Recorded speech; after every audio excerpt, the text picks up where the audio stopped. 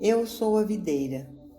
Em algum lugar, nos dias de nossas antigas crenças teológicas, tínhamos a impressão de que a bondade de Deus para conosco dependia de sermos dignos ou merecedores, que se fôssemos maus ou tivéssemos pecado, Deus reteria o nosso bem.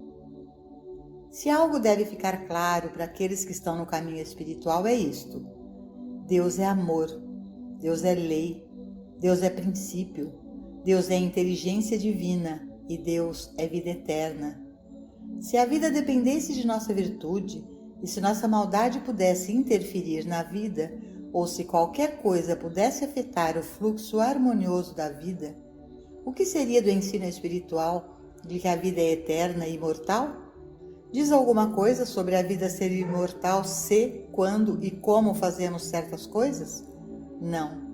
Isso tornaria a vida imortal dependente de você e de mim, e não é. A vida imortal depende de Deus, e não há nada que possamos fazer para conquistá-la, e não há nada que possamos fazer para que Deus a retenha. Não podemos rezar a Deus para nos dar vida, e não há pecado que possa impedir a imortalidade e eternidade da vida. Deus é amor. O que então você ou eu podemos fazer para mudar a natureza de Deus? Nosso próprio filho poderia fazer algo que mudasse nosso amor por ele? Não, claro que não. E se, do ponto de vista humano, somos capazes de dar o amor aos nossos filhos, muitas vezes quando eles não o merecem, quanto mais amor está derramando de nosso Pai Celestial. Podemos aceitar o fato de que Deus é amor ou não? Deus é amor se nos comportarmos de determinada maneira ou somente quando somos dignos e merecedores? Podemos aceitar o fato de que Deus é amor e que a chuva de Deus cai sobre justos e injustos? Será que o Mestre Cristo Jesus negou o bem ou a cura porque alguém era pecador? Em algum momento ele perguntou às multidões se elas eram boas ou se esbanjavam ou economizavam seu dinheiro? Ao ressuscitar os mortos, ele perguntou se aquela pessoa tinha sido moral ou imoral, honesta ou desonesta? Ou será que ele, ao contemplar o que o mundo chama de morte, destruiu toda a crença nela ao ressuscitar o indivíduo à vida? Todos nós sabemos a resposta para isso. Em nenhum momento de seu ministério, Jesus reteve a cura, o suprimento, o perdão, a restauração ou reforma por causa da indignidade ou senso temporário de mal de alguém. O princípio é este: uma vez que Deus é amor, nosso bem deve ser infinito, sem qualquer se ou mas, porque a graça de Deus não depende de algo que você ou eu fazemos ou não fazemos. A graça de Deus não pode ser negada. Podemos ligar ou desligar a eletricidade e podemos ligar ou desligar a água, mas não podemos iniciar ou interromper o fluxo de Deus. Deus é, e Deus é amor em sua perfeição e plenitude. Vamos agora considerar o princípio. Deus é vida. Isso não significa que Deus é vida aos 6 anos ou 16 anos. Deus é vida. Então, por que não é assim aos 60, 90 ou 120 anos? A razão é que as palavras eu, mim e você entram em cena e dizemos minha vida ou a sua vida, e imediatamente pensamos na data em uma certidão de nascimento. Se Deus é vida, que consequência tem a data em uma certidão de nascimento? Deus é a única vida e essa vida é infinita. É culpa de Deus se mudarmos, envelhecermos ou ficarmos doentes, fracos e decrépitos? A vida de Deus é infinita, eterna e imortal. E como essa é a única vida, podemos esquecer sua idade e a minha.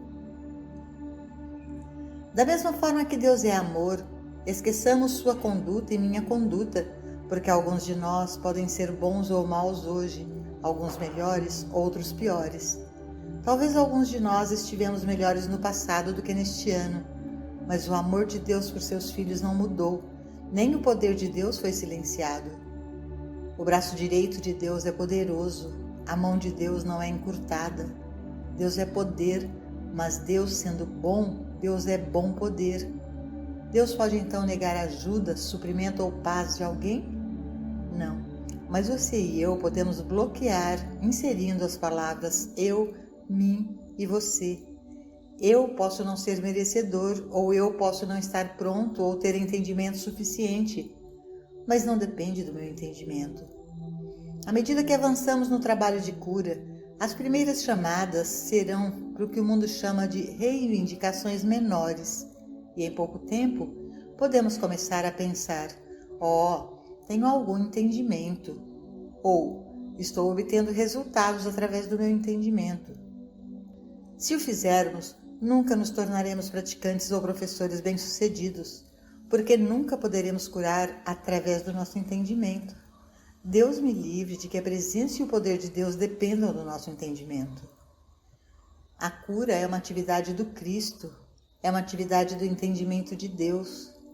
Temos pensado em termos de minha vida, minha saúde, meu suprimento, meu merecimento, meu entendimento, e estes não estão de todo envolvidos. É a vida de Deus, a saúde de Deus, o suprimento de Deus, a dignidade de Deus, o entendimento de Deus. O Mestre deixou isso muito claro quando disse que por si mesmo nada poderia fazer. Era o Pai dentro, portanto, era o entendimento do Pai. No momento em que abrimos nossa consciência para o fluxo de Deus e paramos todo esse absurdo sobre nosso entendimento e nosso bom ou mau comportamento, podemos ter certeza disso. O fluxo de Deus apagará e purificará qualquer erro ou ação que esteja em nosso pensamento hoje e eliminará todas as penalidades por infrações anteriores. Devemos chegar à conclusão de que não é o nosso entendimento que faz isso, mas o de Deus. E devemos sair das velhas ideias e crenças judaicas de um Deus de punição e recompensa. Deus não é um Deus de punição e recompensa. Deus é amor. Deus é vida. Cada um de nós ainda tem alguma ideia de Deus, transmitida desde o treinamento infantil sob os ensinamentos ortodoxos e teológicos, no sentido de que o favor de Deus pode ser obtido por certos atos de omissão ou comissão. Muitos ainda acreditam que o favor de Deus pode ser obtido por certas formas de oração, adoração ou autodisciplina. Isto não é verdade. Disto devemos ter certeza. Deus não é influenciado pelo homem, isto é, Deus não é influenciado por você e por mim individualmente. Deus é a luz e se sairmos para a luz, estaremos nela. A chuva de Deus cai e se quisermos, devemos sair para a chuva. Deus é e Deus é amor. Deus está derramando sua graça infinita, mas por causa do uso de palavras como eu, mim e meu, não estamos aceitando-a. Devemos abandonar essa crença de que desempenhamos um papel na obtenção do amor de Deus, da graça de Deus ou da dádiva de Deus, e lembrar que a única parte que desempenhamos é aceitá-los, abrindo nossa consciência para recebê-los. Os escritos do Caminho Infinito contêm centenas de verdades, mas na verdade há apenas uma verdade que devemos conhecer. Esta verdade é a natureza de Deus.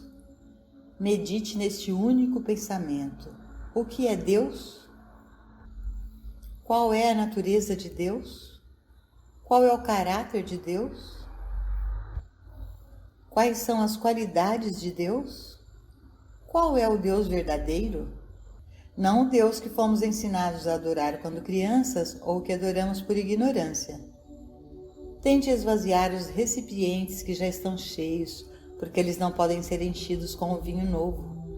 Mesmo se você tiver 70 anos, esvazie seus antigos conceitos errôneos e esteja disposto a começar tudo de novo, com a admissão de que você não conhece a Deus, ou você estaria mostrando mais da graça de Deus. Esqueça tudo o que você pensou ou aprendeu sobre Deus e comece de novo com esta pergunta: o que é Deus? No momento em que você começar a perceber que Deus é amor, você saberá que esse amor flui irrestrito, ilimitado e livre. Seria impossível para Deus nos entregar apenas uma porção de amor.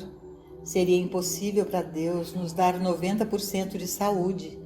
E seria impossível para Deus nos conceder 60, 70 ou 80 anos de vida, embora seja verdade que estamos apenas demonstrando uma pequena porção do amor e suprimento, e apenas 60, 70 ou 80 anos de vida e força. Pode ser perfeitamente verdade que não há muito amor entrando ou saindo de nós, mas isso não tem nada a ver com Deus. Tem a ver com a falsa crença de que, se apenas pudermos encontrar a fórmula mágica, de alguma forma podemos iniciar o bom fluir de Deus, ou que por alguma razão interrompemos o bem de Deus. Não é fantástico acreditar que devemos viver 60, 70 ou 80 anos com boa saúde e força, quando a única vida que temos é Deus, e a vida de Deus é infinita e não depende do que fazemos sobre ela? A vida depende da capacidade de Deus de manter sua própria vida imortal, eternamente e infinitamente. Não é estranho que muitos tenham tão poucos confortos na vida, quando o Mestre nos disse que a verdade é o Consolador? Ele não disse que Deus enviaria uma quantidade limitada de conforto, mas disse o Consolador, a plenitude do Consolador. Todo esse tempo ficamos satisfeitos com uma pequena porção, porque acreditamos que isso é tudo que ganhamos ou merecemos. Ao fazermos um testamento, não devemos perguntar quanto cada um de nossos filhos merece e dizer: este tem sido bom, então vamos deixar-lhe uma quantia justa. E como este não foi muito bom, vamos cortá-lo. Mas porque este tem sido muito bom, vamos deixar para ele uma grande quantia. Não, devemos dizer: temos 3 filhos e vamos dividir igualmente entre eles. Quão mais generoso é nosso Pai Celestial e quanto menos o Pai julga do que nós. Deus não está sentado em julgamento ou condenação por causa de nossos pecados, porque a única razão por trás de nossos pecados, faltas e erros é a ignorância. Somos responsáveis por nossa ignorância? Não. Nós ouvimos primeiro este, depois aquele, e através de um sentimento de obediência, lealdade ou medo, aceitamos essas falsas crenças, mas a escola da vida está aberta a qualquer um de nós a qualquer momento que desejarmos para começar a aprender, e em nossa iluminação encontraremos a liberdade. É somente na ignorância que encontramos discórdia, limitação, pecado, doença e morte. Em nossa iluminação encontramos abundância, liberdade, imortalidade e eternidade infinitas. Portanto, independentemente de nossa idade, lembre-se de que há apenas um assunto sobre o qual precisamos ser iluminados. Qual é a natureza de Deus? Deus é luz e nele não há treva alguma. Você pode ver Deus como o grande amor do universo, em quem não há ódio, inveja, ciúme, malícia, vingança ou mesmo lembrança do passado? Você pode ver Deus como uma vida imortal, eterna e infinita? Neste caso, você pode trazer harmonia para os seus corpos e vidas de um dia para o outro. É apenas a crença de que você está ou não está fazendo algo que está causando a doença e o pecado na carne. É apenas a crença de que o erro está dentro de você, e ele não está. Portanto, tente se lembrar desta verdade. O homem nunca pode influenciar Deus. Deus é totalmente bom e a graça de Deus dura para sempre. Elimine o uso de eu, mim, meu e centre seu pensamento totalmente na palavra de Deus. Faça a si mesmo essas perguntas. Deus está retendo algo bom? Deus pode reter? Existe alguma razão para Deus reter? Deus tem o poder de desligar sua própria benevolência, amor, proteção e cuidado? Não há ninguém nesta terra grande o suficiente para fazer Deus fazer mais do que Deus ele próprio está fazendo, e nenhum pecado grande o suficiente para impedir Deus de ser Deus. No 15º capítulo de João, lemos: Eu sou a videira verdadeira e o meu Pai é o lavrador. Todo ramo em mim que não dá fruto, ele tira, e todo ramo que carrega fruto, ele limpa, para que possa trazer mais fruto. Agora vós estáis limpos pela palavra que eu vos disse. Permanecei em mim e eu em vós. Como o ramo não pode dar fruto por si mesmo, a não ser que permaneça na videira, assim também vós não podeis, a não ser que permaneçais em mim. Eu sou a videira, vós sois os ramos. Quem permanece em mim e eu nele, esse dá muito fruto, porque sem mim nada podeis fazer. Se alguém não permanece em mim, ele é lançado fora como um ramo e murcha, e homens os recolhem e os lançam no fogo, e eles são queimados. Se vós permanecerdes em mim, e as minhas palavras permanecerem em vós, pedireis o que quiserdes, e vos será feito. Nisto é glorificado meu Pai, que deis muito fruto, e assim sereis meus discípulos. Como o Pai me amou, assim também eu vos amei. Permanecei no meu amor. Se vós guardardes os meus mandamentos, permanecereis no meu amor, do mesmo modo como eu tenho guardado os mandamentos de meu Pai e permaneço no seu amor. Estas coisas vos tenho dito para que a minha alegria permaneça em vós e para que a vossa alegria seja completa. Este é o meu mandamento, que vos ameis uns aos outros, assim como eu vos amei. João 15, 1-12.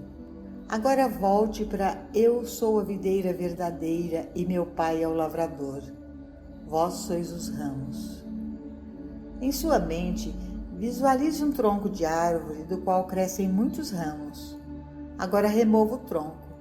Tudo o que resta são ramos soltos pendurados no espaço, desconectados uns dos outros e desconectados de qualquer coisa, cada um sob a necessidade de se sustentar ali no ar.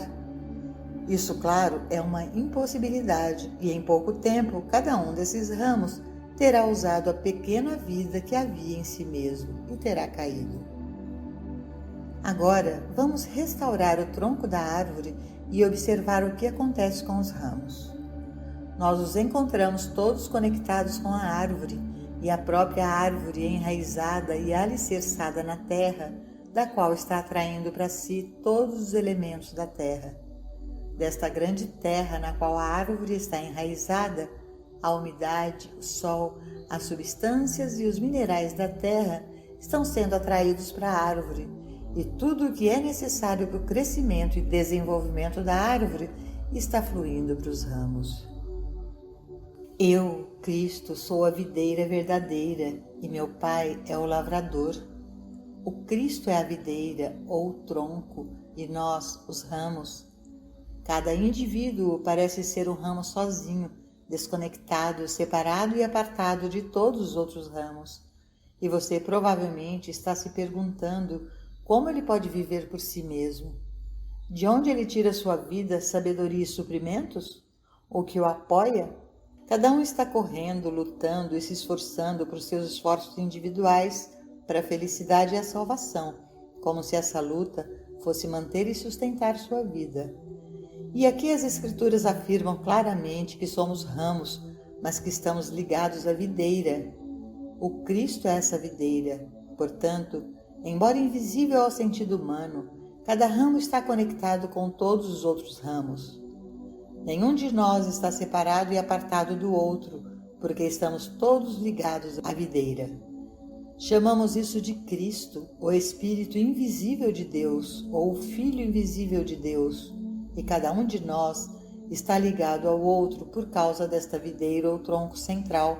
E porque estamos ligados a esta videira central, somos menos dependentes de nosso próprio poder, força e sabedoria. Por causa desta videira, não precisamos viver uns dos outros ou disputar e lutar uns contra os outros. Estamos unidos na videira. Somos um em Cristo. Somos um em Cristo, mas damos um passo adiante e aprendemos que meu Pai é o lavrador. Deus, a verdade universal, a vida universal, a mente divina, o amor infinito é o lavrador, ou o equivalente da terra em que a árvore está enraizada e aterrada. Somos ramos invisivelmente ligados à videira, que por sua vez é una com Deus. Eu e meu Pai somos um. O Pai está em mim e eu nele. E assim, esse Cristo invisível, esse tronco invisível da árvore ou da videira, arraigado e alicerçado em Deus, recebe todo o bem nele e o derrama em nós. Você não vê que nosso suprimento não depende de nós, assim como o suprimento do ramo da árvore não depende de si mesmo? O ramo depende apenas de seu contato com a videira e do contato da videira com o solo, o lavrador ou o pai interior.